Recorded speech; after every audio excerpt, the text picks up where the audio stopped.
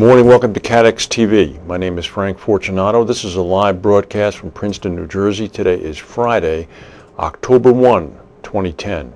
It's 11:30 a.m. Eastern Daylight Time in the U.S., 4:30 p.m. in London. In Bermuda, it's 12:30, and in Mexico City, 10:30. If you need to reach us during the broadcast, you can phone in toll-free at 1-866-67-CATEX. Overseas, our AOL instant mail address is CATEX-TV. At this moment, President Obama is on television making the announcement that his chief of staff, former Congressman Rahm Emanuel, is leaving that position to go back to Chicago to run for mayor. He's going to be succeeded on an interim basis by Peter Rouse. Now to our news, and there's a lot of it today. There's economic news. Personal income in the U.S. rose by 0.5% in August. Analysts had been expecting only a 3% increase, so that's actually a pretty big number. Also, real consumer spending rose 0.2%.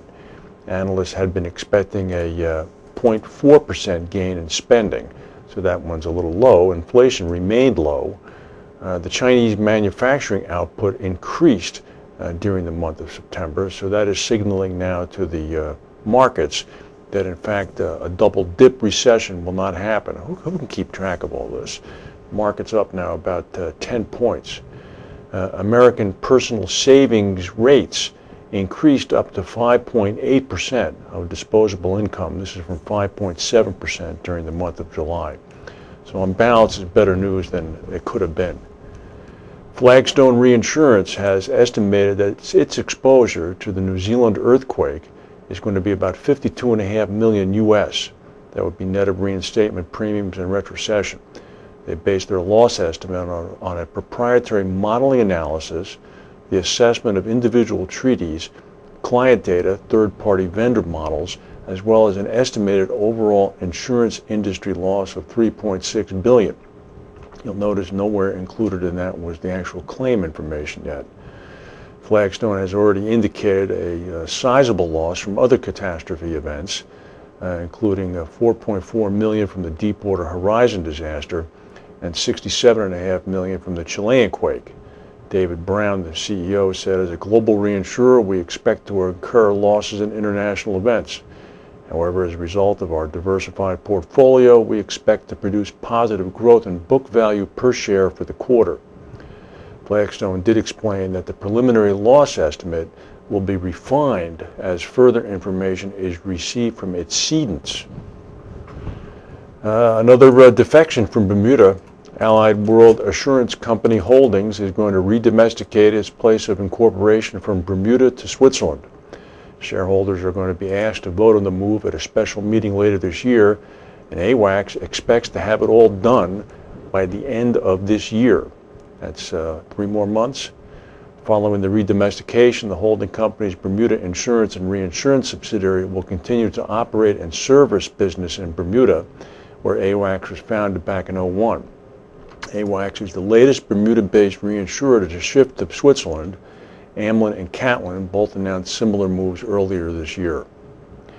And here's an interesting story. India's insurance regulator is mounting an investigation into the level of credit default cover provided by insurers to banks.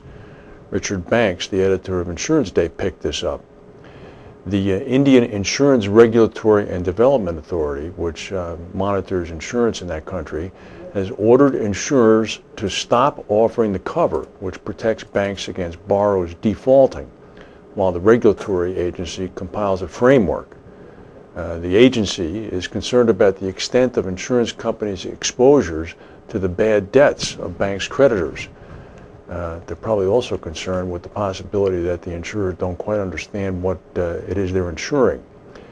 The agency ruled that all general insurance companies should stop selling credit default insurance until such times as we come up with a detailed guideline in this regard. Well, you knew this was coming. Stefan Lipp took over the top job at Swiss Re a little bit less than a year ago, and he's obviously been getting his ducks in order, but Swiss Re unveiled a major management reorg this morning that's going to see the departure of Chief Risk Officer Raj Singh, as well as the appointment of a Munich Re board member as its new Chief Operating Officer. Swiss Re has also created a new role of chairman of global partnerships in a bid to strengthen its relationships with the public sector, government, and non-governmental organizations. Translation, that's the chairman of global warming for them. Current Chief Marketing Officer Michelle Lees will take on that new role with responsibility for building a network of market advisors within that group. Lees is going to step down from the Swiss Re Excom to concentrate on that role. Singh, who left as Chief Risk Officer, joined Swiss Re at the beginning of '08 from Allianz, said that he is leaving the group for personal reasons. He's going to be replaced by David Cole, the former Chief Financial Officer and Chief Risk Officer of ABN AMRO. He's going to join Swiss Re on the 1st of November. The new operating officer chief is Thomas Wellauer. He's a member of the supervisory board at Munich Re. He's also the chief executive of Winterthur Insurance and Credit Suisse Financial Services. Munich Re said that it's going to be looking to find a replacement for Wellauer before its annual general meeting on April 20th next year. Well, in the northeastern U.S. now, that big storm that's been barreling up the coast is hitting us. Torrential downpours from this faded tropical storm are whacking the northeast. The storm's already claimed 5 lives in North Carolina. It's washed out roads, knocked out power, and doused some East Coast cities with more rain than they normally get in months. The torrential downpours caused massive traffic disruptions in New York City this morning. This is 24 hours after causing the same in Washington, D.C. The Federal Aviation Administration reported flight delays at all 3 major New York airports. The worst of the storm fell in North Carolina, where Jacksonville, North Carolina, took on 12 inches of rain in 6 hours. That's nearly 25% of its annual rainfall. We'll go to a word now from our sponsors and come back with the rest of the news.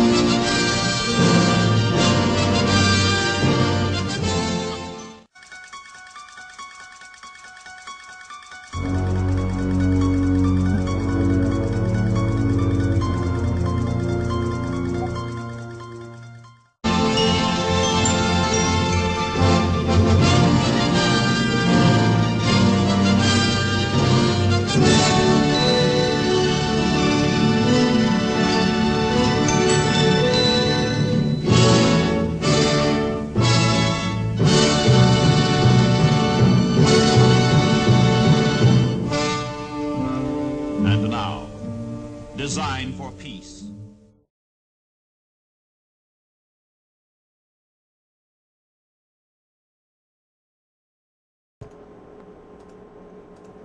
One of the top 3 executives at the Hartford Insurance Company is switching. The head of commercial markets, Juan Andrade, is taking a job at ACE. ACE has declined to comment. Mr. Andrade is going to be replaced by Andrew Pinks. He's been named acting head of commercial markets. Pinks has nearly 20 years of experience in the industry. Immediately before this promotion, he was executive VP for consumer and commercial markets. He's also the president of Heritage Holdings.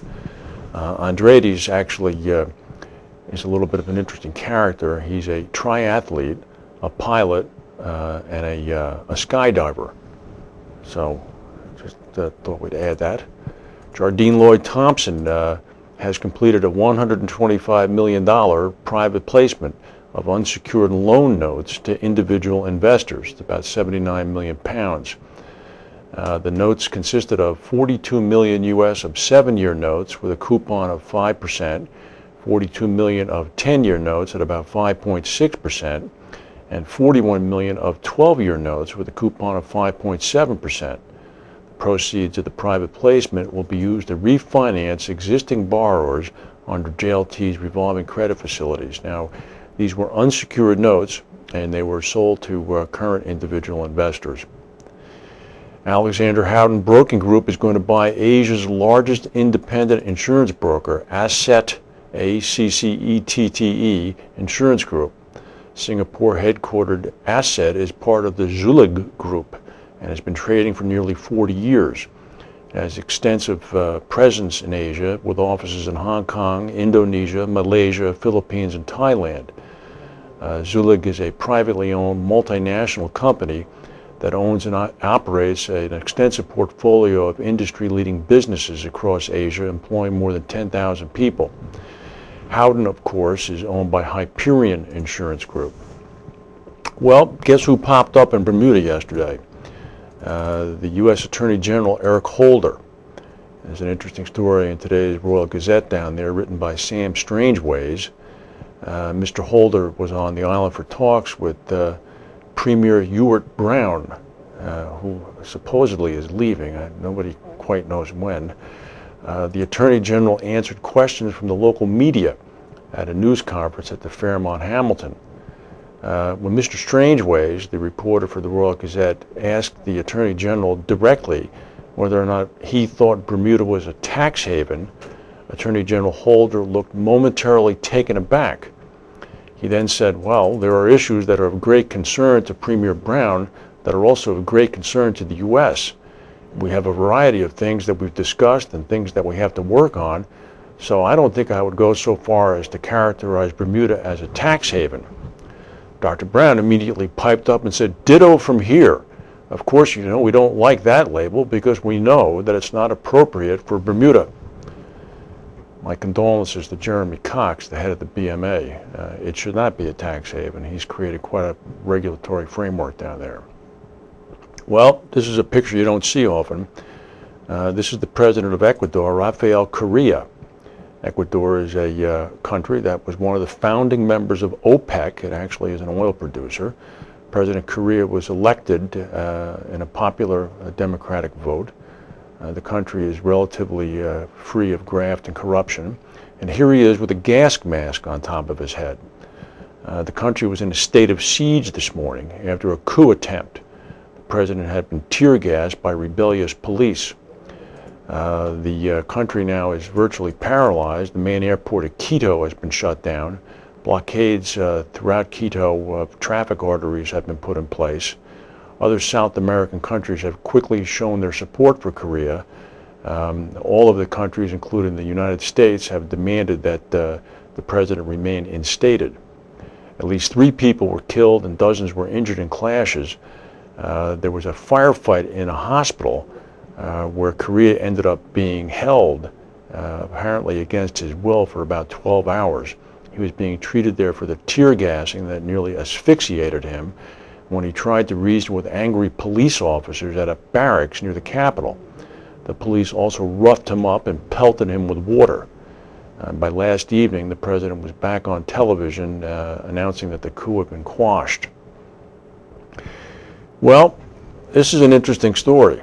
There's a videotape, or actually it's an audio tape with a little bit of video that popped up today. Al-Qaeda's leader Osama bin Laden is seeking to drum up support by taking advantage of Pakistan's flood tragedy with this new videotape. He's criticizing Muslim governments for their slow response, and he's calling for the creation of a new relief body to aid Muslims in times of disasters. This is the 3rd message in recent weeks from senior Al-Qaeda figures concerning the August floods that displaced 8 million Pakistanis. What bin Laden says is what governments spend on relief work is secondary to what it spends on its armies. The title of his tape was called Reflections on the Method of Relief Work. He went on to say that a new, well-funded relief organization should be created to study Muslim regions near bodies of water to prevent future flooding. Mr. bin Laden, of course, is from Yemen. It's in the desert. Water would, of course, hold some concern for him. But this new relief organization would also create development projects in impoverished regions and work on farming and agriculture to guarantee food security. He called on Muslim merchants to direct their resources to cultivating agricultural land